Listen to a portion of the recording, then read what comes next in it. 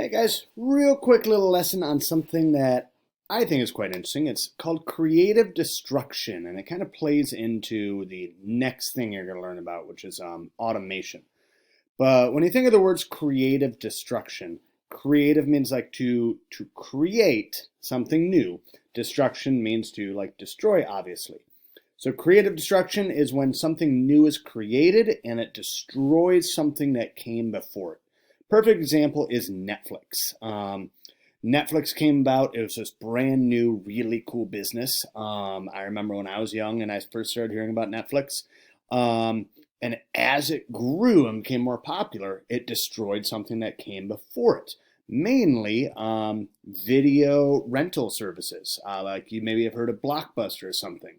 If you wanted to rent a movie, you had to drive to the store, go through all the shelves, pick out which one you want, and then you'd bring it home, watch it, bring it back the next day. It's kind of a hassle, but it's what we used to do.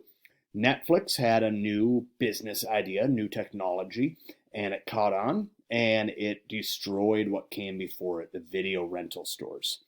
So that's good and bad. It's good because we have a nicer service we get to use.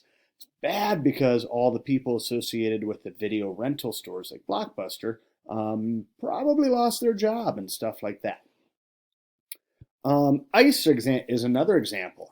In the past, if you've ever seen Frozen, the beginning scene where you see them cutting out big blocks of ice from the frozen lake, that's what we used to do for ice. This is a picture of a lake right here in Minnesota where they're chopping up the frozen surface into those ice blocks. This industry was destroyed once we developed the electric freezer that I'm sure all of you probably have in your home right now.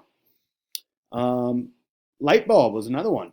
We used to use oil lamps that burn whale oil for lights when it was nighttime. But we switched to electric light bulbs thanks to Thomas Edison, and that worked way, way better. And so we got something better, an electric light bulb, but it just almost completely destroyed the whaling industry. One other real quick, and we can trace it all the way back, but it's how we listen to music. Nowadays, I have my smartphone, and I can look up basically any song that I want to that has ever been recorded, and I can listen to it right now for either free or really cheap, and it's awesome. If we trace it back to the step before, you'd have to download MP3 files and load them onto your iPod or something like that. Before that, you would go out and buy CDs. I had tons of CDs growing up. I loved music. CDs wiped out the cassette tape industry because CDs was a new, better technology, and it replaced the cassettes. Before cassettes, you had 8 tracks, but cassettes broke that down. Before that, you had vinyl records, you had reel to reel. You had music rolls, if you go all the way back to the 1800s. You got the phonograph, another Thomas Edison invention. If you go even further back, then you're all the way back to pianos. So each of these steps destroyed the industry that came before it, for the most part. Obviously, still pianos and stuff are made, but it's not as big an industry anymore. So again, this is called creative destruction. And it's when each step up in technology can wipe out entire industries that came before it. And is this good or bad? I'm going to say it's, for the most part, good because we get better stuff, better services, better technology.